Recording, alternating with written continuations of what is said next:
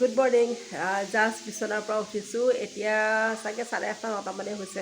বহুত দিনৰ পিছত বহুত দেৰিলৈকে শুলোঁ, যিহেতুকে মাহঁতৰ ঘৰত আহিছিলোঁ আৰু যোৱা ৰাতি ভালকৈ টোপনি মাৰিব পৰা নাছিলোঁ।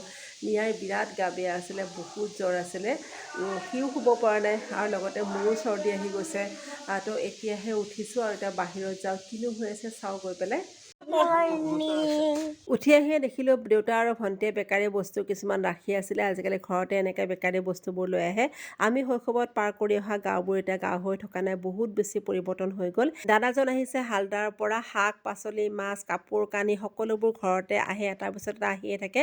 ঘৰৰ পুখুৰীৰ মাছেৰে মায়ে বনালে দুপৰীয়া এসাঁজ। তাৰপিছত আহিলে দাদা এজন মুড়ি আৰু মুড়ি লাডু লৈ পেলাই, দেউতা তাকো ৰাখিলে। ঘৰত কেইদিনমান থকাকৈ আহিছোঁ। এতিয়া পৱন গুৱাহাটীৰ পৰা আহিব, তাক আনিবলৈ যাওঁ। আমি আইতা ঘৰত আছিলোঁ, এতিয়া আমি পাপা আনিবলৈ গৈ আছোঁ। ঘৰৰ ওচৰৰ চকটোতে পৱনক লৈ আহোঁতে বজাৰ অকণমানো কৰি লৈ আহোঁ। এয়া বনাই আছোঁ লোকেল চিকেন, আজিলৈ আহোঁ। Bye bye.